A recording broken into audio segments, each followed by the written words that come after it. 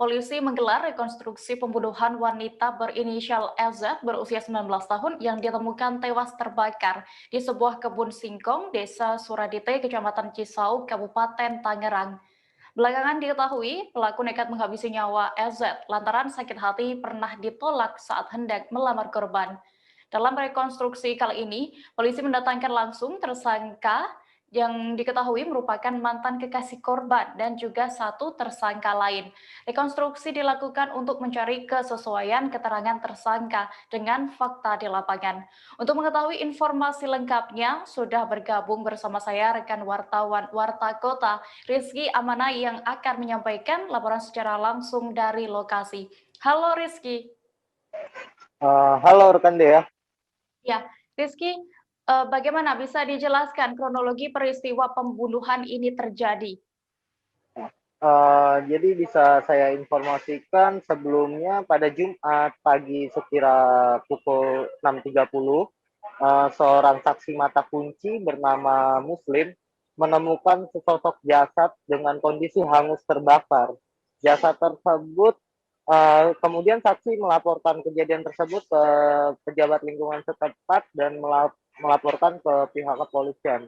Kemudian setelah itu pihak kepolisian melakukan olah TKP atau langsung memeriksakan beberapa saksi termasuk saksi kunci dan mendapati bukti-bukti atau keterangan yang menguat kepada dua tersangka yakni DS berusia 20 hingga dan rekannya bernama US dengan usia 42 tahun. Kemudian diketahui saat rekonstruksi dilakukan, polisi mendapati pembunuhan berencana dari kedua pelaku terhadap sosok wanita tersebut yang diketahui berinisial EZ. Pada sebelumnya di hari Senin pelaku telah merencanakan pembunuhan itu lalu menemui korban di hari Kamis dan merencanakan eksekusi pembunuhan di sebuah lahan kosong yang berada di Desa Suradita, Cisau, Kabupaten Tangerang. Pembunuhan dilakukan sekira pukul Kamis jam 20.30, lalu jasad wanita yang dicekik hingga tak menghilangkan nyawanya ditumpuk dengan sejumlah material baik itu pupuk, kain, lalu batang pohon yang berada di sekitar lahan kosong yang kerap dijadikan kebun oleh para warga sekitar dan dibakar lalu ditinggal pergi begitu saja oleh kedua pelaku. Demikian kronologi dari kasus tersebut ya. Iya. Lalu untuk hasil rekonstruksi pembunuhan ini bagaimana, Rizky? Untuk rekonstruksi sendiri tadi polisi hanya mendatangkan satu tersangka berinisial US dikarenakan tersangka lain atau pelaku utama berinisial DS yang juga mantan kekasih dari korban ini uh, terdeteksi terpapar konfirmasi positif COVID-19 setelah dijalani swab test. Tersangka US menjalani 25 adegan rekonstruksi di mana kasus pembunuhan itu puncaknya terjadi di adegan ke-15 saat uh, tersangka DS mencekik uh, leher dari si korban hingga tak sadarkan diri. Kemudian setelah tersangka DS mencekik korban hingga terjatuh, datanglah tersangka US menyeretnya sekira 4 meter menuju tempat pembakaran yang telah disiapkan, lalu menginjak batang leher sebanyak lebih dari 5 kali untuk memastikan bahwa korban telah tidak bernyawa dan kemudian kedua tersangka menumpukan sejumlah material yang telah disediakan untuk membakar jasad dari wanita muda tersebut. Kemudian setelah itu para tersangka dengan santainya pulang mengendarai kendaraan motor berboncengan menuju kediamannya masing-masing yang tak jauh dari lokasi peristiwa. Begitu deh ya. Ya. Lalu Rizky, setelah rekonstruksi dilakukan, apakah polisi sudah mengetahui motif sebenarnya pelaku melangsungkan aksi pembunuhan sadis itu? Pembunuhan didasari motif sakit hati dari pelaku DS, di mana DS dan EZ ini sempat menjalin hubungan selama 2 tahun dan diketahui akan melangsungkan pernikahan. Namun saat DS melangsungkan lamaran atau meminta kepada orang tua EZ, keluarga EZ menolak tanpa ada pembelanya dari EZ. Motif tersebut membuat DS sakit hati dan mengajak US untuk ikut andil dalam berencana membunuh si korban EZ ini.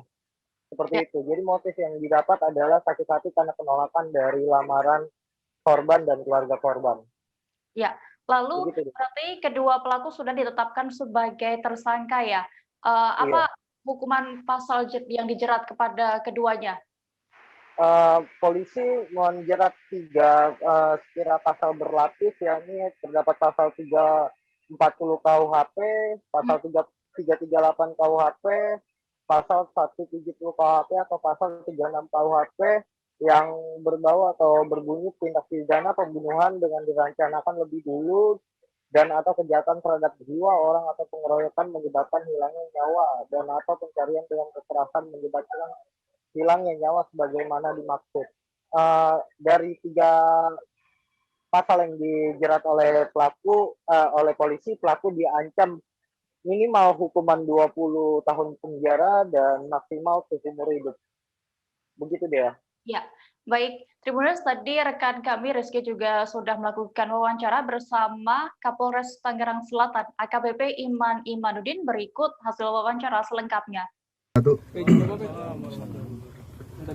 Rekan-rekan sekalian, hari ini kita melaksanakan rekonstruksi atas dugaan kasus pembunuhan berencana yang dilakukan oleh 2 orang tersangka terhadap 1 orang korban berjenis kelamin perempuan. Berawal dari penemuan mayat seorang perempuan yang diduga dibakar di sebuah tempat yang ada di wilayah Cisauk pada hari Jumat pagi.